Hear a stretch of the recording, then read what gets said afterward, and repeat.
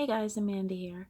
So I wanted to make a video about empathic abilities. I thought it would be, interesting to talk about. Over the years, people have made comments and left messages or emails and whatnot, talking to me about, they think that I have these empathic abilities. So I thought, why not make a video about it? So I'm going to use the website the Mind Unleashed, and it is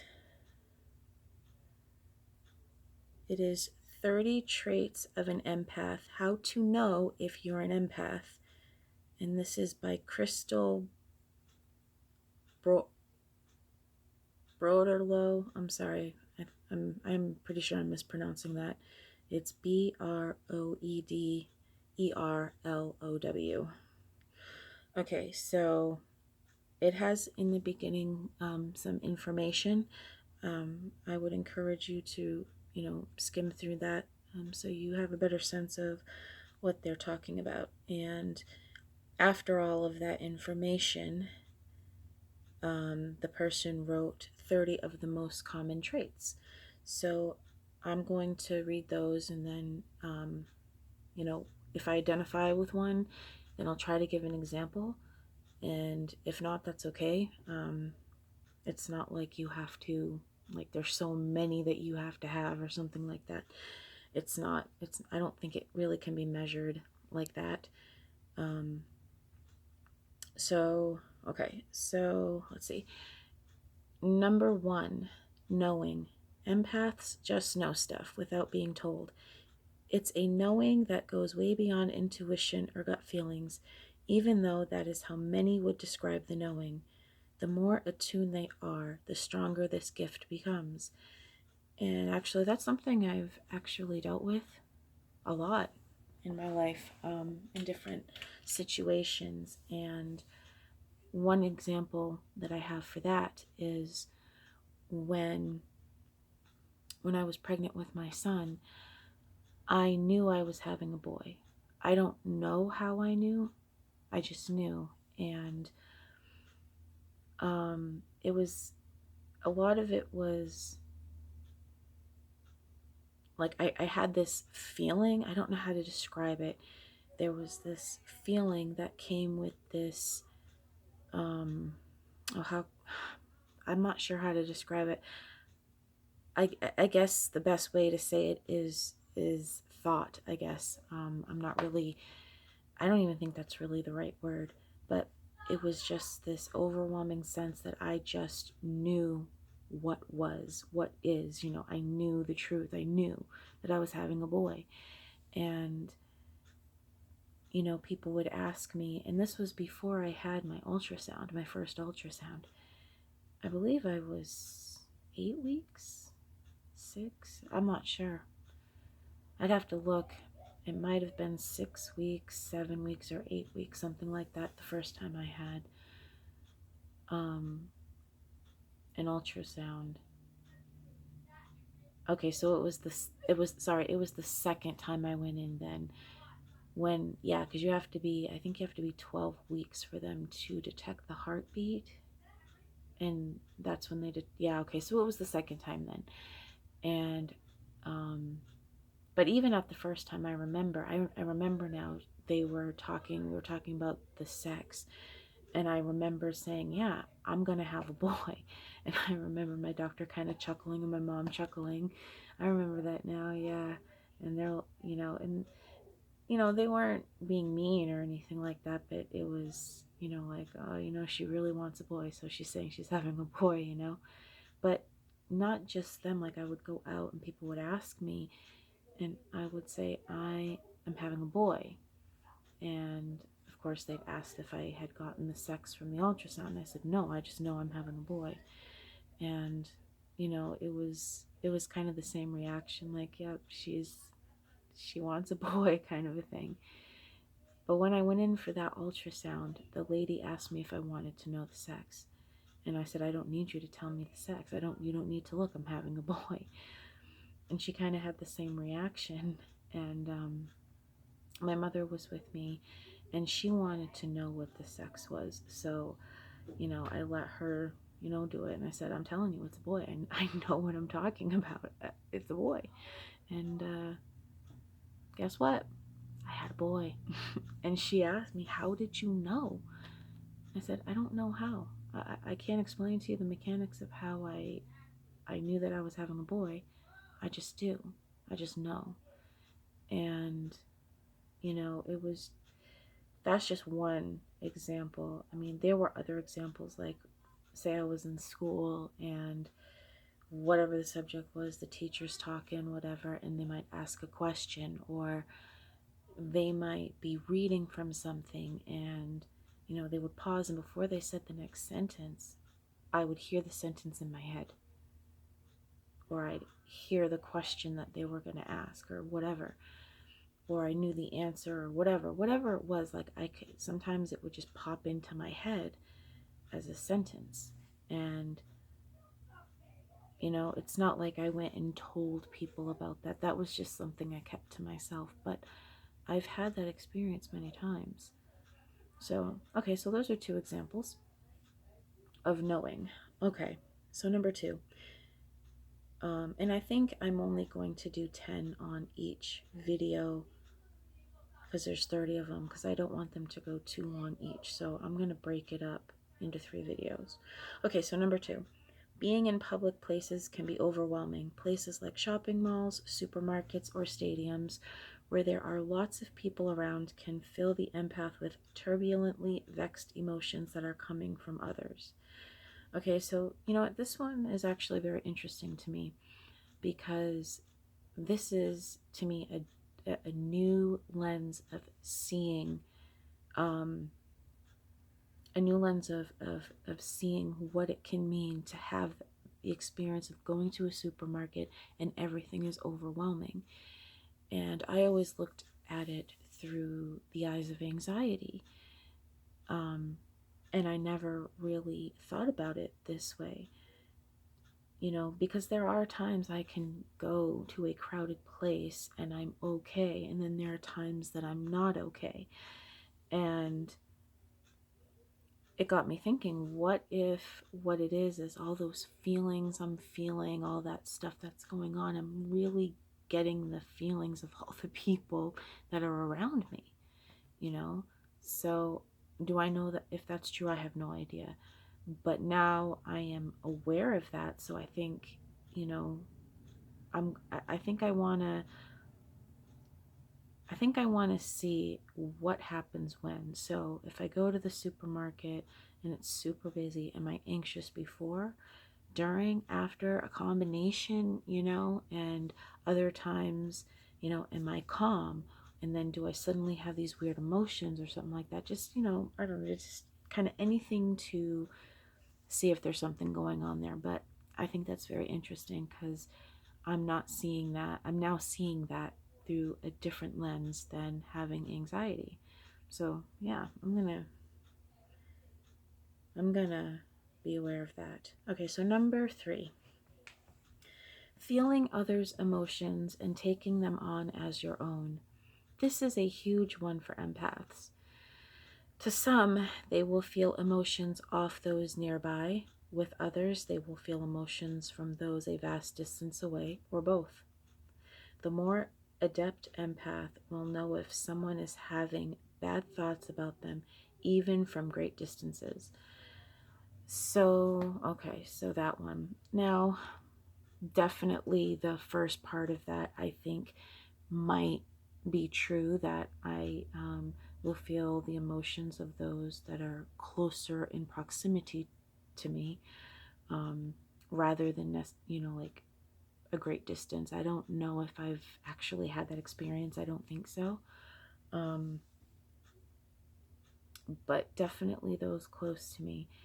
And one example is actually something very recent.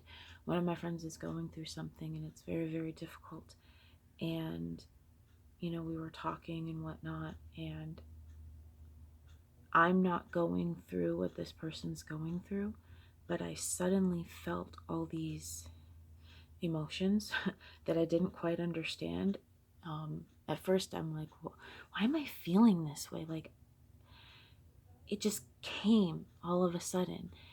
And, I didn't understand because nothing was going on in my life to facilitate that kind of emotion.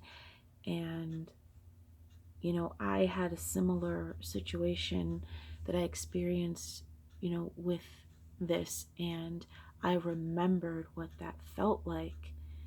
And then I started realizing, oh my goodness, I think I'm feeling this person's emotions about this particular situation. And I actually talked to the person about it, told them that I think, like, I can feel what's going on inside of you right now. And it wasn't my emotions, but they kind of felt like they were mine because I was experiencing them. But it wasn't, I don't know, the way that I feel my own emotions. I mean, we all know how it feels to feel your own emotions. It has its own, essence to it, its own, I don't know, personality, I guess, and I'm wondering if, like, if I paid attention more, if I would feel a slight difference and how it feels if it might be coming from somebody else. Maybe it doesn't. Maybe the way I internalize it and project it out is so it suits my way of processing emotions. I really don't know. But something to think about. Okay, so number 4. Watching violence, cruelty, or tragedy on the TV is unbearable. The more attuned an empath becomes, the worse it is, and may make it so they eventually stop watching TV and reading newspapers altogether. Okay, well, you know what? Just on the TV a little bit ago, my mother is watching Dr. Phil, and it's a story about teenage girls beating other teenage girls, and it showed video footage. And I have to say, that really, um, upset me. It really did. I don't understand it. I really don't. But I was feeling, um, like when the people who were attacked were talking. Well, actually, one of the people that was actually on the show and her mom, when they were talking about the experience, like her experience in the situation, and then, her mom's reaction emotionally and whatnot, um, you know, they both kind of said the same thing. There aren't really words to express what that felt like. And however, I had these emotions that I can't describe. I don't think there are terms for these emotions, and I felt like, some of it it kind of felt like anxiety in my stomach, a nervousness, kind of feeling like alert. I mean, definitely angry, sad, enraged. I mean, those are like the major things that you would feel if I was trying to like describe this feeling, but it just felt so intense. And I don't know, like maybe helpless was in there. I mean, I don't know if those are the right words to describe what I felt when I watched that, but that's the closest I can come to explaining it. I don't think there are words to explain what I was feeling. And, it almost felt like it happened to me. Like I was experiencing that situation at that particular time, when they're talking to Dr. Phil, and then they're playing the video. Like, I can't can't really describe the feeling. But it definitely bothered me to see that, and I couldn't finish watching all of it. However, when it comes to real violence, when it happens, where it isn't like a movie or a book or something like that, it's a little bit different for me. I still, if it's portrayed well through the book or the movie or TV show or whatever, if it's portrayed well, then I can definitely have an emotional reaction to what I'm reading or watching. And, definitely I think that comes across through, actors. I think to be an actor, you've got to have you got to be able to tap into other people's emotions, which is what having empathic abilities is, you know, on the face of it. So, I mean, yeah, it can just, I can have some, I mean, it's so hard. I'm trying to describe it. I mean, I keep wanting to say, I keep having these feelings, but I don't know how to describe the feelings. But it's like, I'm there. Sometimes I have to like change the channel or, put down the book for a while, and like, because it's so overwhelming. Like I experienced it, and I'm feeling, it's like I'm reading something that I've experienced, even though I know I haven't experienced it. It almost seems like I have. So yeah, sometimes I have to put the book down. Sometimes I have to stop watching what I'm watching, and go the complete opposite route. So yeah. Okay. But I don't have to stop watching it altogether. That part, if I take a break, I can come back. Excuse me. Okay, so number 5. You know when someone is not being honest. If a friend or a loved one is telling you lies, you know it. Although many empaths try not to focus on this because knowing a loved one is lying can be painful. Or if someone is saying one thing but thinking another, You know what? I've experienced that too. I always know when people are lying to me. I might not say anything. Sometimes I do, sometimes I don't. But I always know. I don't know how I know, but I know. And I think what it is, I mean, if I mentioned every time somebody was lying to me, there would just be a lot of arguments. So if it's a major lie, you know, then I'll say something. If it's something unimportant, it could be like, okay, say you made food and somebody tasted it, and then you asked how they liked it and they said, oh yeah, good, and they mean, oh, I hate this crap. I'll let that go because, well, if you don't like it, you don't have to eat it. You don't have to lie to me about it, just don't lie to yourself, that kind of thing. But if it's important, then I will say something. Yeah, I don't know, I've just always been able to tell. Interesting. Okay. Number 6. Picking up physical symptoms off another. An empath will almost always develop the ailments of another. Colds, eye infections, body aches, and pains, especially those they're closest to, somewhat like sympathy pains. I don't think that applies to me. I really don't think that applies to me. When other people have pain, I know that it's not mine. Yeah, that's interesting. I mean, it does say almost always, so almost always isn't all the time. It means there's some people that won't experience that, and I don't think I ever have.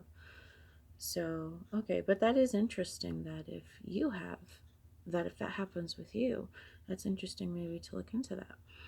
Okay, so number 7, digestive disorders and lower back problems.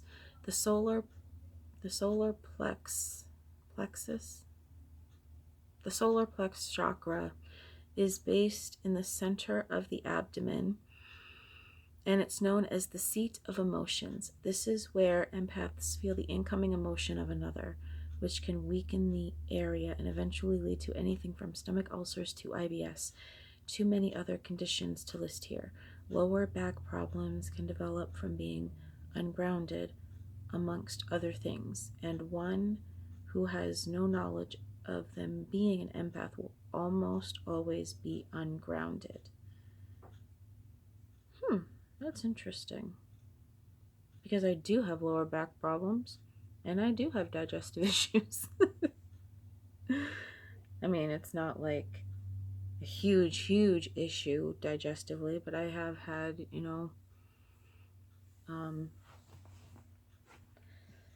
some moments of discomfort, we'll say. Now, the part that actually speaks to me is where it talks about this is where empaths feel the incoming emotion of another, which is in the center of the abdomen, known as the seat of emotions. I do feel a lot of my emotion right there. I do feel it in my chest as well, but I do feel it in my abdomen. I've always felt, especially when I feel emotions of nervousness or fear, I definitely feel it there. But I've never noticed if it was fear of what I'm feeling or fear of what someone else is feeling, and then I'm like channeling that plus my own. I have no idea, but that's interesting. That's interesting. I'm definitely going to pay more attention to that to see if that has any effect on me, if that applies to me at all. All right. Next, number 8. Always look out for the underdog. Always looking out for the underdog. Anyone who's suffering in emotional pain or being bullied draws an empath's attention and compassion. Wow, I never thought about that either. That was me in school. I always went for the underdog. Always. And that's how I made friends with some of the people I was friends with back then. Is, I would see that, hey, maybe they need some help. I wouldn't go up and say, hey, do you need some help? I would just go up and introduce myself and just say, you want to hang out? And just go from there. That was pretty much how I did it. And there were some people that I did stick up for. I didn't have to stick up for them, but it was the right thing to do, so I did so.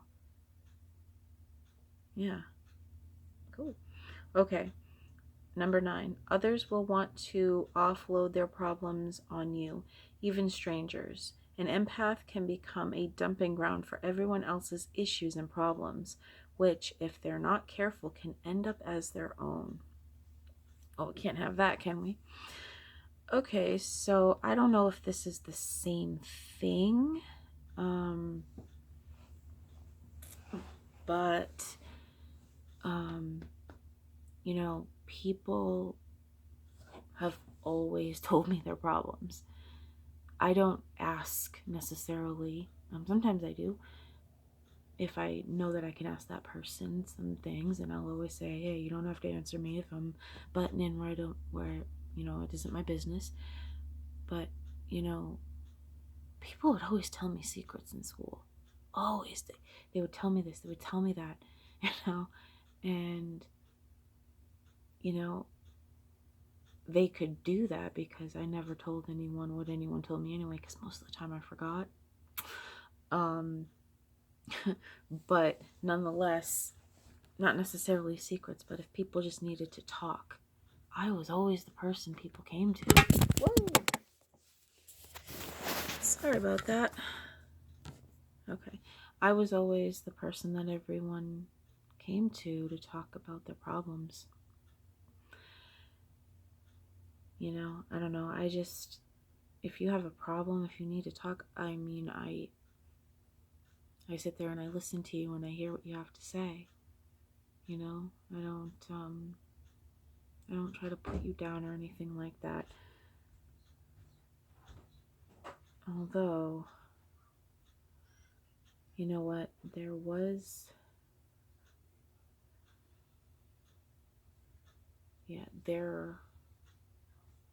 a time, there were a couple of times, but it happened a few years ago where somebody did unload their problems onto me, and it did actually kind of come out to be my problem somehow, and then I had a problem and I had to deal with it. So I guess there are times when, that has definitely happened, and it was way too much for me, you know, taking on somebody else's problem like that. You know, it's not like I went up and said, oh, I'm gonna take on this person's problem. It was more like it kind of flowed into that, and before I knew it, I had a problem.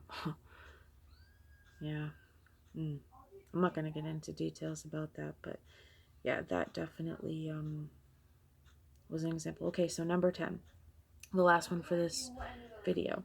Okay, constant fatigue. Empaths often get drained of energy, either from energy vampires or just taking on too much from others, which even sleep will not cure. Many get diagnosed with ME. I'm going to assume ME is mental exhaustion.